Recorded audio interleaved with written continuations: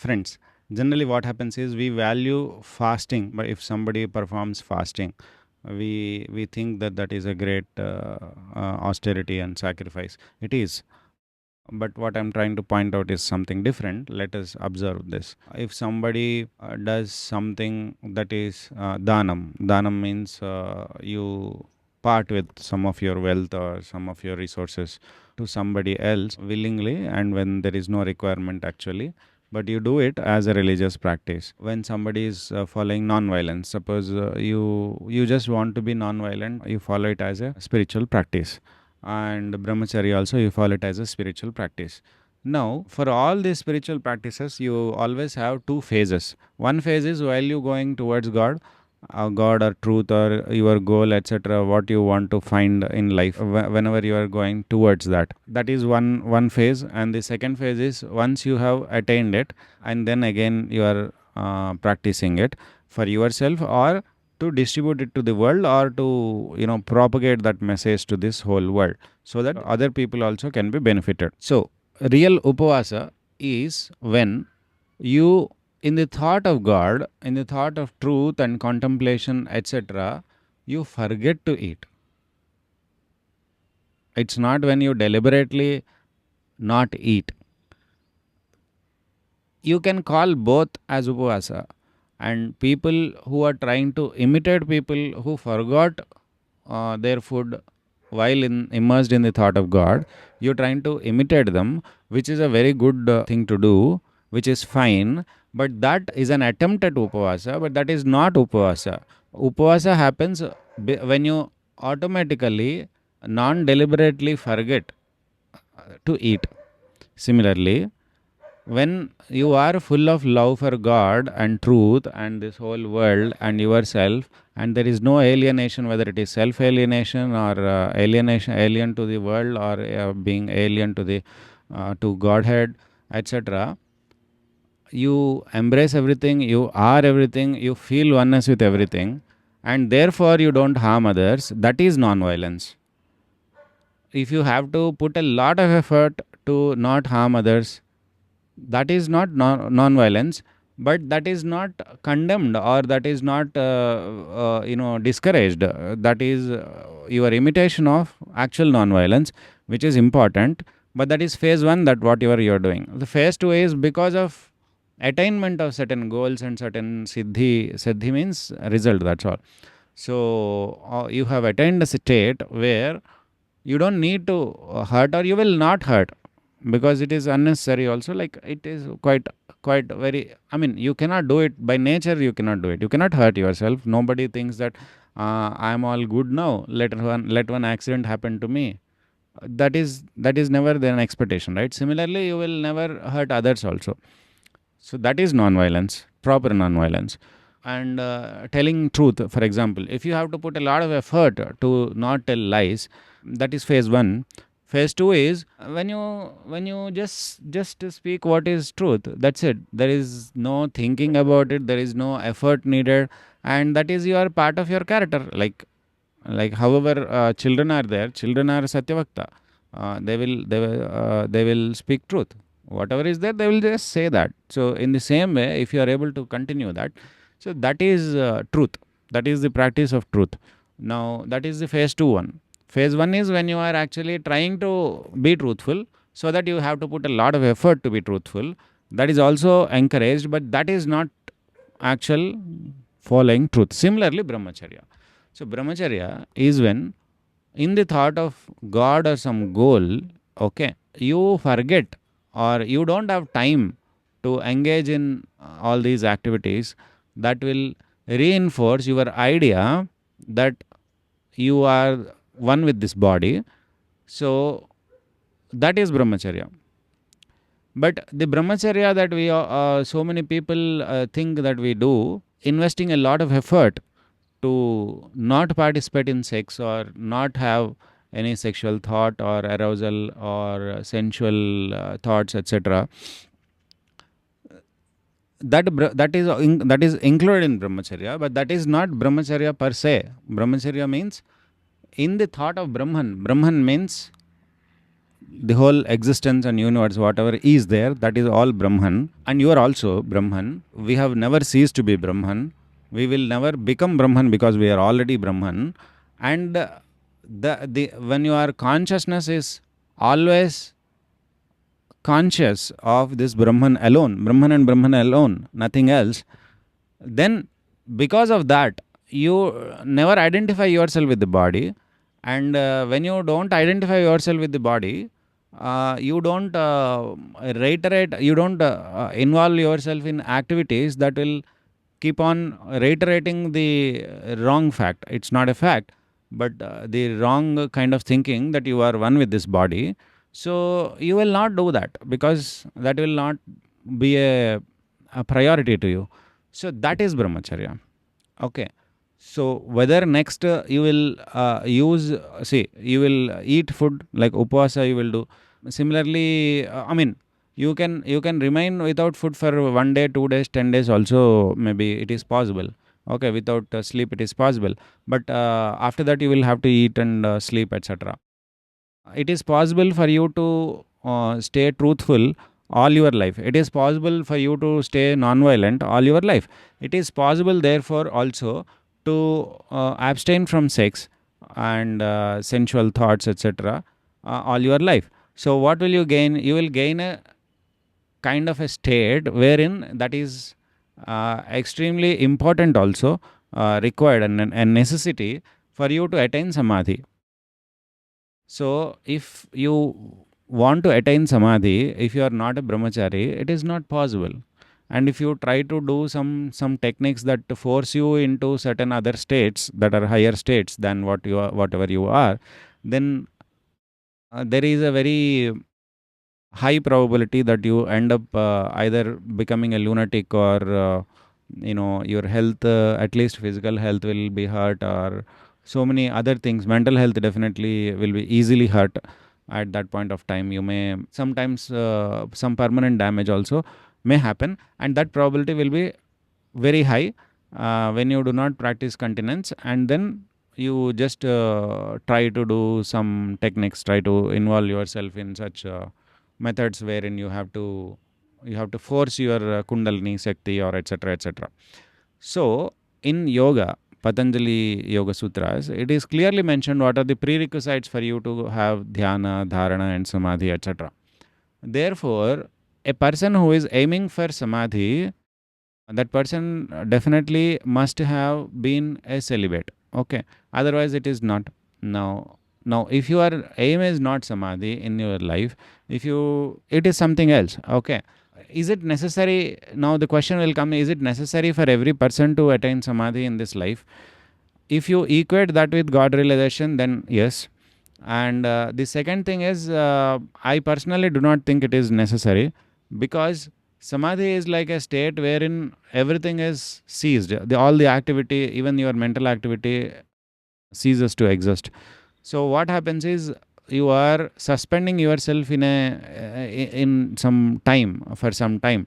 Now you may remain there for, if you remain there for 21 days, it is said in the scriptures and by gurus, that your body will fall off. You will not be able to sustain your body, be connected with this body, really. So after that, suppose you remain in samadhi without the body also, you remain in your samadhi afterwards also, like the Saptarshis or Rishis, or these great people who do not have physical bodies, are always in that state. So if you are in that state also, it will have an end, right? So someday they will take some physical form, etc. Therefore, what happens is, I do not remember coming across a state where once you attain samadhi, you are forever in this kalpa and next kalpa and all kalpas. Kalpa means cycles of existence. So in all these kalpas, you remain in samadhi. That kind of description I have not heard. So I try to safely conclude that samadhi is a temporary stage. It may last for maybe hundreds of years, but it will have to come down. So once you come down, what will you do? You will have to do something, right? Okay, after samadhi you will be enlightened. Before samadhi you are a fool. Fine, okay. What is enlightened person? What does that enlightened person do? How will that person live?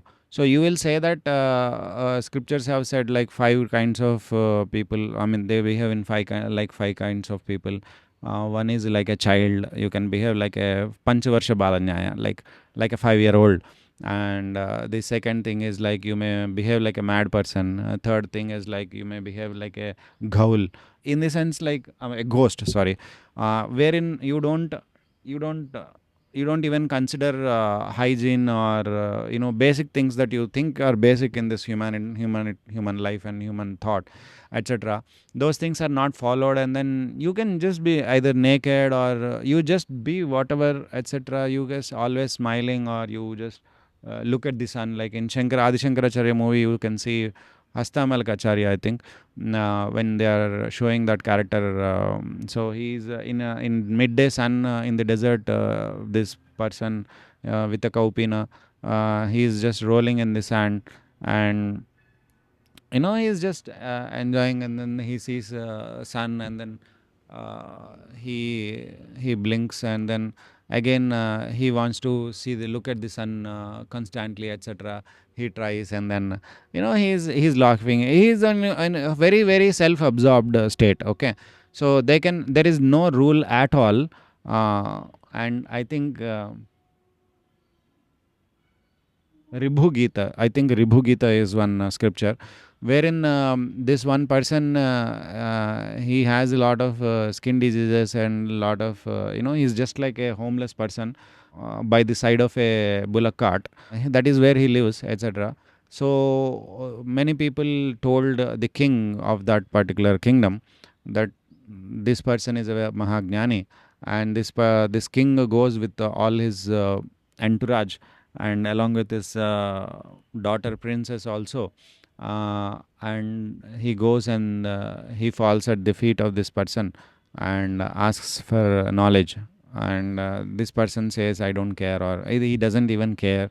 Then after a lot of coaxing and a lot of requests, etc., he gives that king some kind of knowledge information which the king is shraddhalu enough to convert into knowledge. And as a service in return, he says that please marry my daughter. My daughter will serve you a lot. I mean, she will look after all your requirements, etc. You can be better in materialistically speaking, etc. So Gnanis are like Avadhuta, for example, Dattatreya, that Dattatreya may be in a form of a drunkard or a butcher or so many ways, etc. So if you study how realized people behave, people who are like they can even scare you, and they can even hit you with something whatever is in their hands, etc., to avoid you, your unnecessary nuisanceable company. Therefore there are no rules for these people. They just exist, and they just go on in their own way.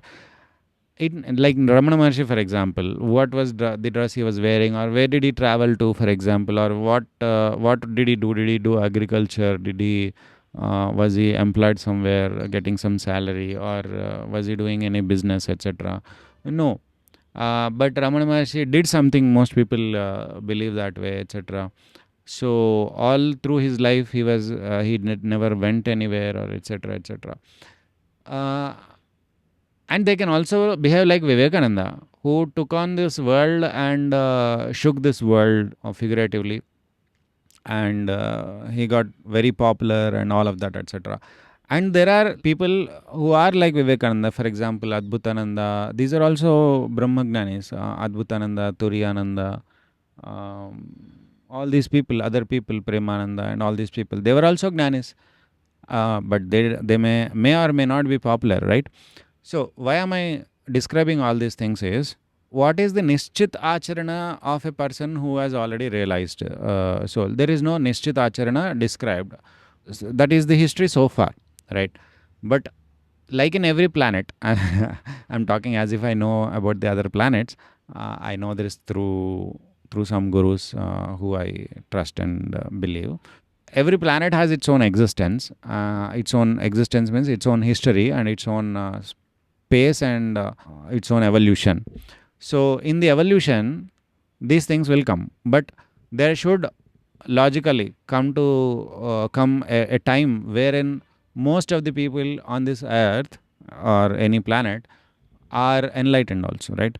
So if we have to go towards that goal, then when enlightened people are in the majority, when enlightened people are in the minority, very very small minority, they have to protect themselves from the majority people who are fools, who may be harming them, who may be disturbing them, etc. But when enlightened souls are in the majority, then there ought to be some kind of nishchit acharana for these people when they behave with each other and when they guide the people who are not yet realized, etc. There must be some kind of nishchit acharana, right? So keeping that acharana in mind, if we are working towards that goal, wherein this whole planet should be able to gain access to these kind of the fruits of these actions. So for example, okay, Sri Ramakrishna attained samadhi, not just samadhi, nirvikalpa samadhi, bhava samadhi. Every day he used to go into samadhi and come down. But what is it for me? I'm there.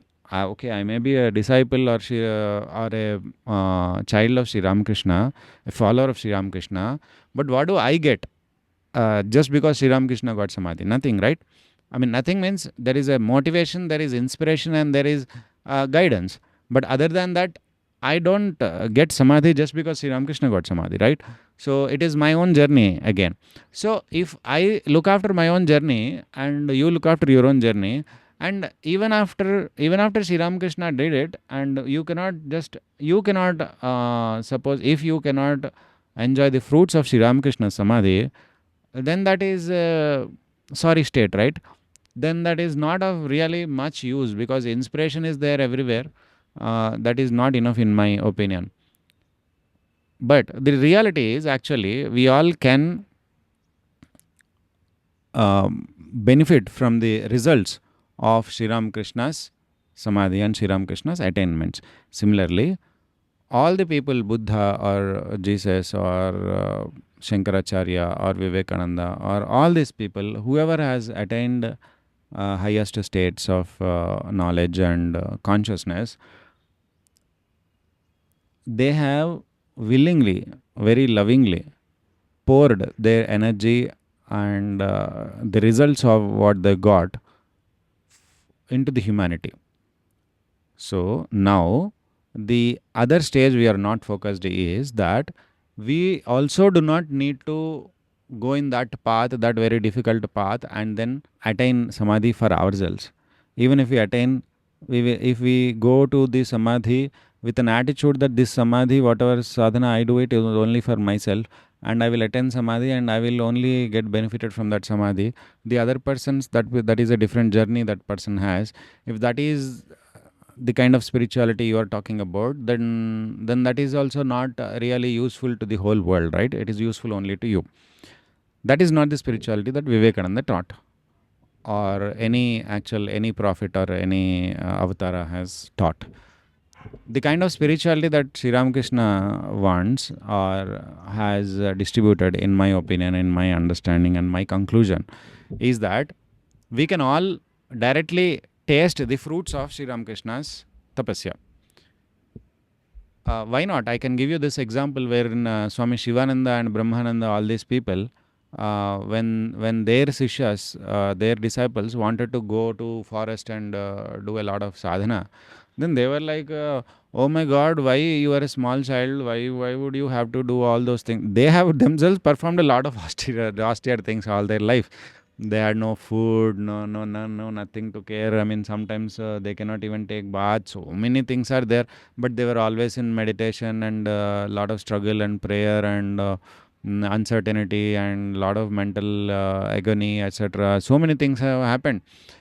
And then when their disciples wanted to do these kind of austerities, undergo these kind of austerities, they said, no, we are there, we have done all these things, this is for you also, this is your property also, please don't trouble yourself in all these ways. Like that, If that is what these people saying, Brahmananda Jay and Shivananda Jay, etc., then how much more that Sri Ramakrishna would feel that we can directly taste and partake of the results of Sri Ramakrishna Samadhi and his attainments, etc.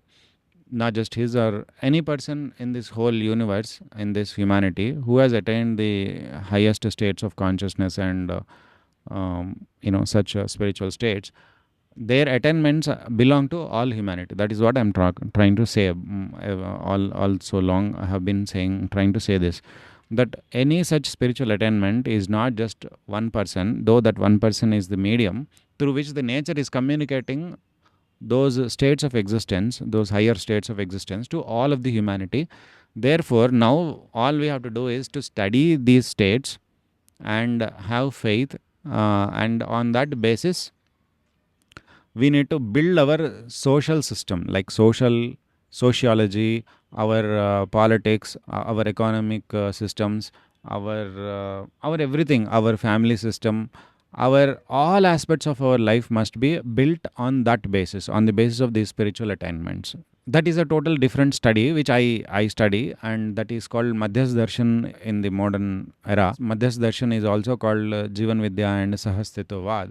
So wherein it is mentioned, earlier it was not mentioned, whereas here the futuristic vision is also there, and how the siddhis that these great people have attained, how directly we can all partake of the results of that and just be happy. So if you want to enjoy sweetness, you need not first eat bitter leaves like neem leaves, etc., and then make your whole mouth bitter, and then eat sugar, and then only you will be able to understand the value of sugar. No, you can directly taste sugar, you can directly put sugar in your mouth, and you can eat sugar. I mean, you can enjoy sugar, the taste of sweetness. Okay, so this is what they have done for us. Now we have to study, and for that study, what kind of study must be there? All of that is given. The study material is given by this person who his name is Nagaraj. So he has given all of that, these details, and I'm quite impressed. Not just impressed, I've been following this philosophy from 2016 January onwards, after I resigned this Krishna Rama missionary. So this is the way forward, I think, for the world also.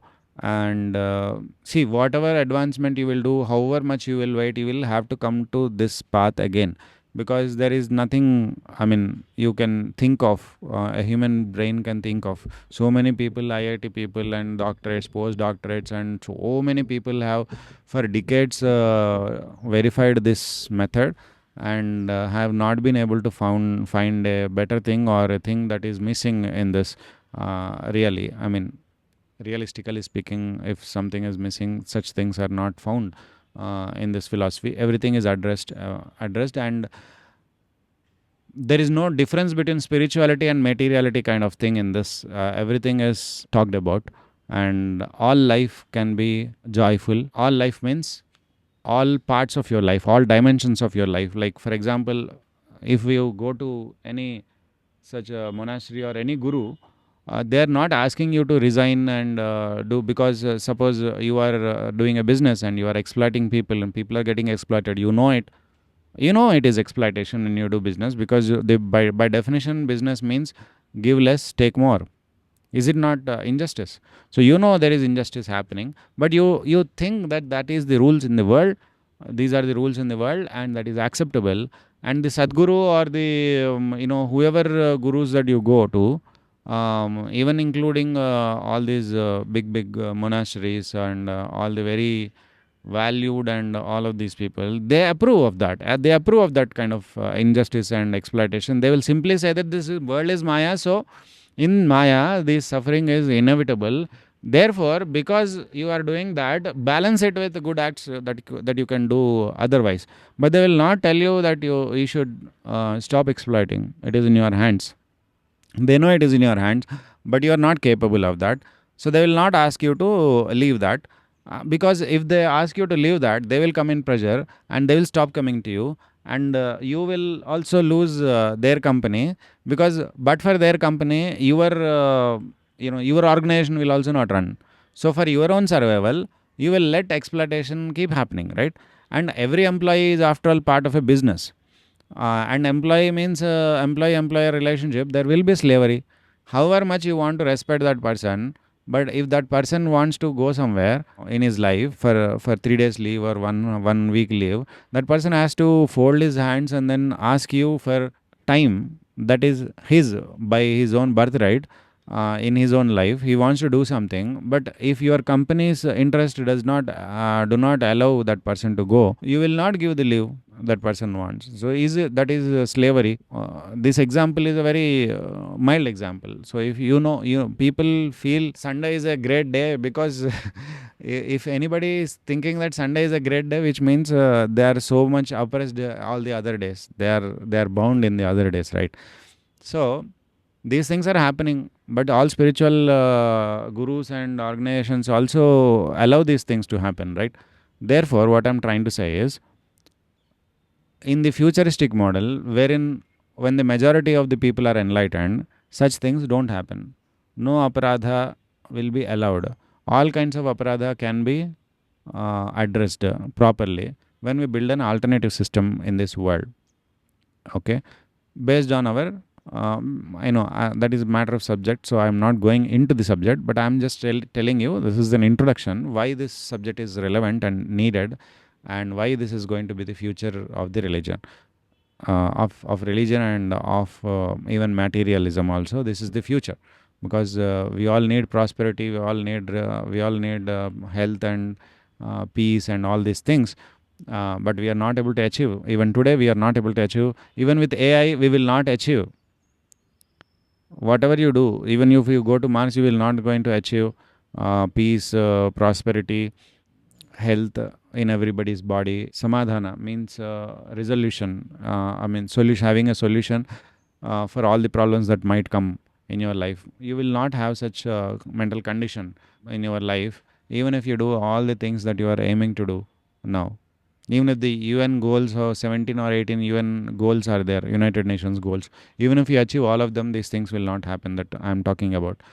And if we don't achieve these things, then we will fall short, and then there will be disappointment. And if there is disappointment, there cannot be realization. Once you have realization, it is said that there is no disappointment.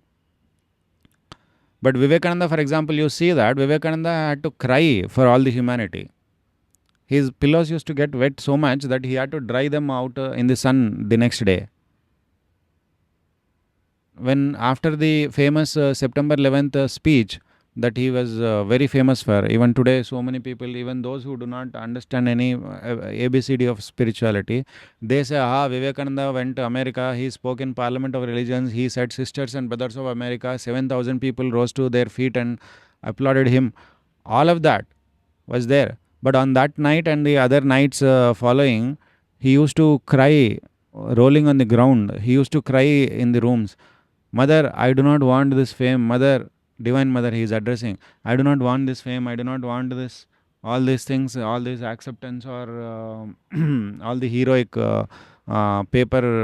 newspaper blazing, etc. I don't want these things. What I want is my people are suffering in India and all over the world.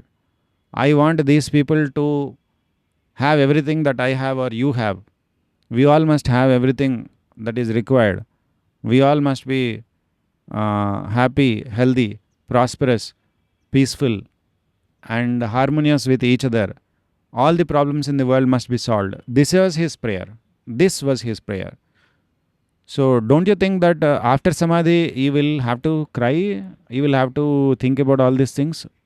You invariably have to. If Vivekananda had to think, you will have to. If Christ had to think, you will also have to. If Buddha had to think about this world, you will also have to think about this world. You cannot escape it. Your escapism is only temporary. You cannot escape from this world. As long as you think this world is an obstacle to you, a disturbance, a maya, or a trap, you have not escaped the world.